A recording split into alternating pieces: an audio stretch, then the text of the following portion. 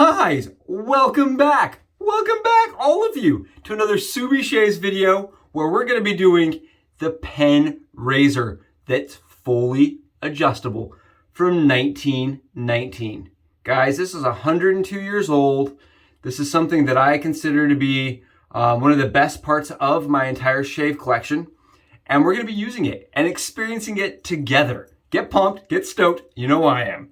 We're using Cane from PAA, which is a mentholated soap that is soft release, right? It's a special release during the winter time, and it doesn't just smell like menthol, guys. This has like a cologne, masculine, very distinct odor, like a very good aroma that is, it's masculine. It has like a cologne scent to it. It doesn't smell like frostbite, and it doesn't smell like only like, you know, the menthol in Noble Waters, Northern Elixir.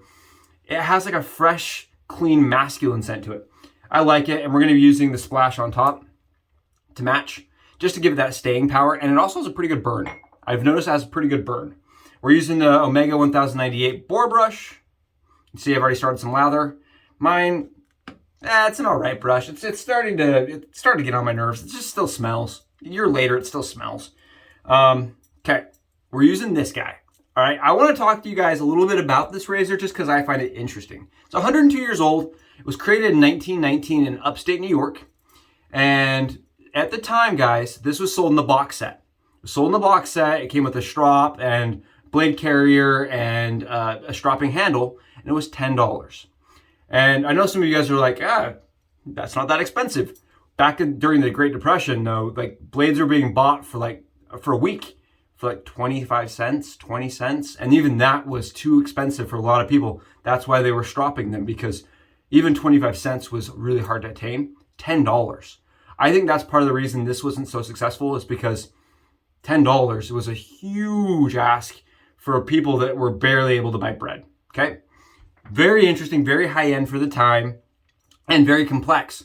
When I ordered it and it came in, I tried to do some research on this razor, and all I could find that it was in a few museums, one's local, and there was one guy that got one and couldn't figure out how to use blades in it and was like experimenting and kind of explain his process on 2 different forums, same person. That's it. It's all that existed online about it. So I wanted to do this, kind of really discuss it, show you guys how I'm using it. I have gotten some great shaves. I just did my face, and I'm gonna do the dome. Gonna do the dome for you guys, and I'm gonna show you why I like this for a head shave. First and foremost, you guys can see it's it's got like the adjustable knob down here and the head up here. And how this works is this adjustable knob actually comes all the way out. The handle is hollow, and this pin actually goes up through the tube, and as you screw it together, this raises the blade. Guys, you see this? It actually goes in and raises the blade to adjust for more aggressiveness. That's what this does. It also holds the blade in place. Little to my knowledge, there's a set screw that holds this pin together. See that little screw down there? You guys can see it's actually indented. The screw has little holes, and those little holes fit pliers. So I just took some needle pliers because mine was almost all the way out. Added a little bit of oil and softly, gently put it back into place, and that firmed this pin back up. I think the reason why they sold it to me is this pin was completely loose and it wouldn't shave. You couldn't get even a blade to stay in place. So a little bit of home mechanics and analyzing, and this is back to being solid and tight and not wobbling and holds the blade now. This handle piece comes off. And then you have 2 more pieces, right? This is the top and the bottom. And you can see there's a hole, and that's where the pin comes up to put pressure on the blade to raise and hold the blade in place. Okay, you guys are with me. You're like, all right, that's a lot of little pieces that all go together for one shaver. I agree. Lots of funny, fiddly little pieces. Here's the thing is you can get a blade in here without ever taking this piece off. I think it was put together and assembled this way from the factory, just, just in case something failed mechanically. I think like if the pin ever froze, and they wanted to be able to get it apart and still be able to get the blade out. Being able to unscrew the whole mechanical system from itself allowed for, right, the pin to be able to be accessible if it ever froze. I don't know how it would, but I think it's probably a fail-safe. So I wouldn't recommend, if you get one of these, ever taking that part out. I can see after lots and lots of use on mine, those little threads are definitely not as happy as they used to be. So I take a little extra effort to get together, and then this piece just goes right back on. And there we go. So when I bought the box set, I got the box set from Etsy. It was so cool. I came in, I'm like going through it. There's a hidden compartment that had blade carriers, right? And there was 21 blades. There was 4 packs of brand new ones and 1 that had been used to death. So what I did is I just took the blade off, guys, of the one that was used to death, just ground it down with a stone. And now we have a blade that I could use, I could look at, I could see the blade gap, I could put my hand against, I could kind of test with and not cut myself or get some crazy weird thing going on. What I found was this razor and this blade are a little odd. So this, for me, is partially locked. But you see how much blade wiggle there is, guys? Like, it doesn't hold the blade in place, even when it's mostly locked. And the reason why is because the pin is teeny tiny. And it's trying to put pressure on a flat surface. So unless you have quite a bit of pressure coming up on that little teeny tiny pin, there's not enough surface tension to keep it flat, straight, and from doing this or this. So you have side play, you have side wobble, you have backwards and forwards tilt. It takes about, I don't know, 4 or 5 clicks up. Even now, like that should work, right? You'd think it would work. And if you look at the handle, it's mostly screwed together. And I'm still getting that side to side play. Like, watch, I'll move this all the way out. And we're just gonna slide it all the way back over. Like, you can see there's just so much side play to that blade until you get till about right here. You can see, like, you can barely see any of the threads now. And yeah, it's more tight now. It's not going anywhere. I'll show you guys. So that's the lowest setting probably you would want to shave with. Look at how much blade gap mild has. You guys see the blade gap here? Look at all that blade gap. And I think even this, like, puts the Merkur Fooder to, like, it would test it out. I think it would really be a compare to see which one's more aggressive, because that's mild. You guys want to see medium? Let's crank it 3 turns and show you guys medium. Look at medium. You can see that blade starts getting lifted by the pin. You guys see this? That would be medium. Medium for someone. I have no idea. Medium for Zeus. And here is max. You guys see this? Yeah, no, I think this belongs in a museum for one purpose, and that's the most blade gap ever on a razor. I mean, you could fit a pinky almost underneath there. You guys see how much blade? And look, it's got positive exposure. It actually comes up over that guard. Yikes! As soon as it starts lifting up like this, you start getting this crazy, like, positive exposure and way more blade gap. It becomes a beast. Now, I know you guys don't care all that much. I probably went too far over on the discussion on the razor. I just think it's really cool. It's like a snowflake razor. It's got its own personality. Like, right, look at this. It has a heart on the backside while you're shaving. Look at that little cool heart. I don't know. Just so much about it. I like the personality of it. I like the fact that it was, like, ultra unattainable for the time. Like, holy cow, unattainable. And I'm going to show you guys how I've been shaving with it. I've been taking a DE blade, like usual. I trim the wings 75% off, and then I snap it in the paper, okay? That is how I make my blades for it. It puts a little curve on them. And then what I've had to do is come in, do that same process, and then I had to cut a blade completely off and like 80% off. And that was just done testing back and forth, back and forth. I'm gonna get another blade out and show you guys what that looks like side by side. That's how much blade I removed. And the reason I did that is because there needs to be a backstop. If you want to avoid having it wobble, it has to have pressure coming from the back. It has to have that there. You can't just put the DE blade in. But if you just do this, right? So you guys have seen me do this. We take both those pieces and we intertwine them. You guys have seen me do this. And then we have a one blade. And you can look at the OEM blade and this blade. Look how similar those are together, shape-wise. Here, look, you guys can see how similar. I mean, they almost fit exactly the same. They're almost identical. The difference is the DE blade's so thin, when that little tiny pressure comes up, what happens is it wobbles. You get wobble, side to side lateral, guys. It's sketchy. It's like not good. Like, I would not recommend just putting a DE blade in there and just screw it together and go into town. You're not going to have a good shave. I'm telling you, it's not going to be fun.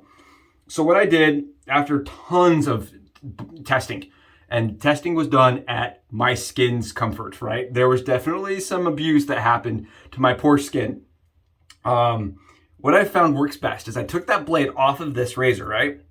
And you saw if we put that razor in right now with it mostly unscrewed, right? This is wobbly as crap. So what I do is I put it in there and then I just take, actually I think the best way is I take the blade and I put it on top.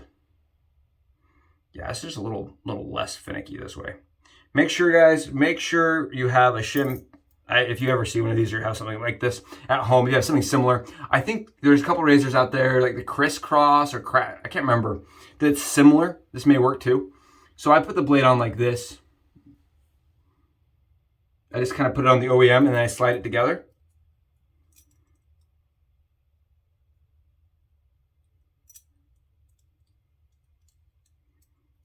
And usually I get it my first try. Yeah. There's been a few times where it's been a little bit more, it fights me a little bit. So that's, the blade's not fully engaged there. You can see the DE blade's not all the way back.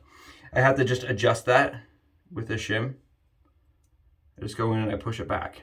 And I have that shim so that it just sits right underneath the stock blade. Here's the cool thing. By adding this piece, adding the DE blade, this is no longer wobbling side to side. It's actually holding it more snug than it would have OEM. So guys are gonna tell me, they're gonna say, that's called shimming, Josh, and it's gonna be more aggressive.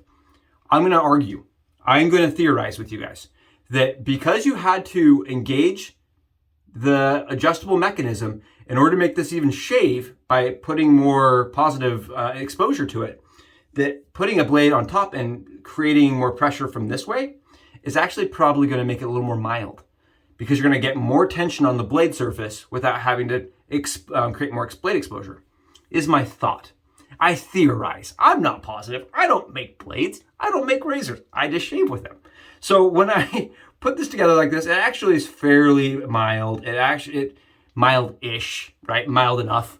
And then what I like to do is I just go in and I add about 25% more pressure from the knob.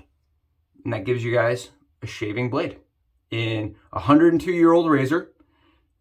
And this is also the reason that I came up with the combination where you twist them together. So this razor really unlocked a lot of windows for me, opened a lot of doors, and I actually really appreciate this razor for the fact that it challenged me, because I had a really hard time getting that little pin to shave. And I think if you ask me personally, I think that may be the reason it didn't do as well. If you have just that little pin to hold everything together, it's just not enough. I think they should have gone with a larger mechanism, like maybe a square or rectangle mechanism that would press up. I haven't really it's not a good mechanism, man. It's better like the twig. The twig you screw together, but the top is the pressure plate. Having it as the bottom and having all that wiggle room, I don't know, man. It was definitely intuitive or like futuristic. I think they were thinking. Points and props to thinking about things, but I don't know how well that really worked in reality. Keep in mind, guys, this is very efficient. Today we're going to be just doing a one pass. It's going to be plenty. I'm telling you, it's a DFS on one pass for sure. And yesterday I had a really good shave, so my head stubble's not super thick. I'm running on, I think this is like 15 hours.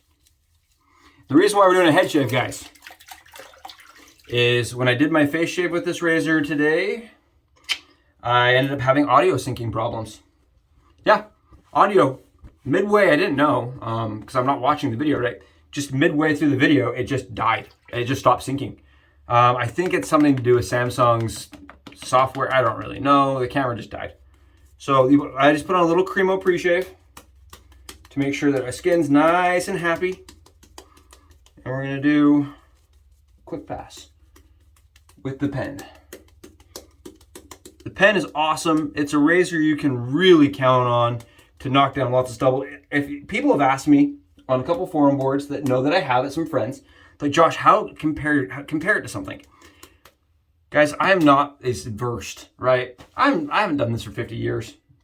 I wish I had. I'm hoping to, but I don't have the knowledge to be like, it's like this, and this. I just don't have that. What I have that's similar is the Micromatic Open Comb.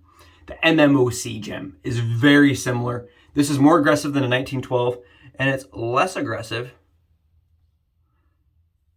than, maybe the Valet VC1 full bore, full lockdown. Maybe had a little more blade fill. It's really tough. This has a lot of blade fill to me, guys. A lot of blade fill. And we're just going with the grain. Definitely feeling it.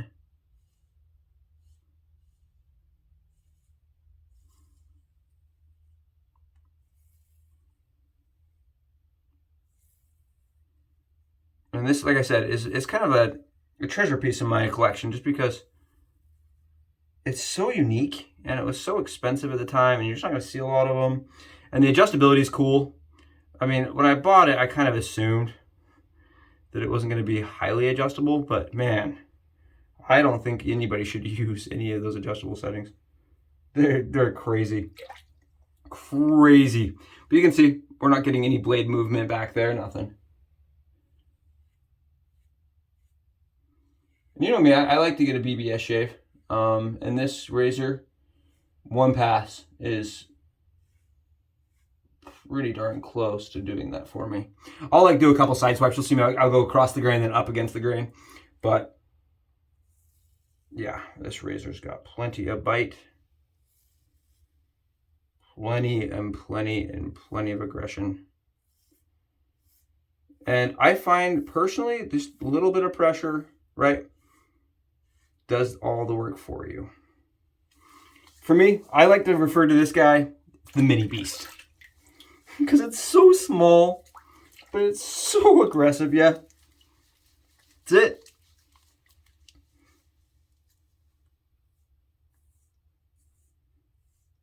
Just noticing I had a little bit of extra here. That's it. It's not really a closed comb system. It's not an open comb system. It's kind of a weird in between, because the blade doesn't really ever sit by that comb. You don't ever fill the comb, I can tell you that much.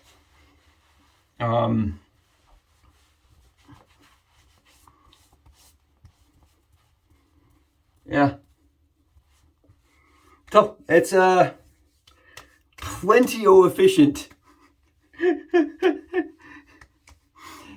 Yeah, decent shaver. It's one that I really like to go with when I'm having a slow day, right? When I'm up and I'm drinking my coffee and I just lose track of the day. I can grab that razor, go to town, get a really fast, really clean shave, and really get it fast. That's it. Oh. Woo. Oh, man. Man alive. That. Woo. Yeah, that'll teach you. Woo. Tell you, that little guy is enough to make you think twice about life, about if you're alive to live or not.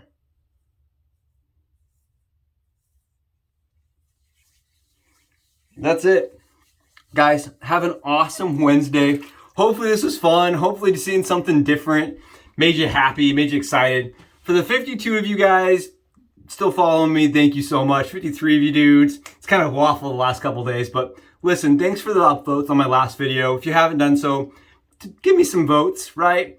I'm here for you guys, and I'm really enjoying it, and these make me want to keep doing it. These I don't understand. I haven't had any negative comments. I just don't understand what I'm doing wrong, but Can't please them all, right? Can't make everybody happy. Listen, I'm just happy to be here. You guys make this enjoyable. Have a wonderful Wednesday. Bye, guys.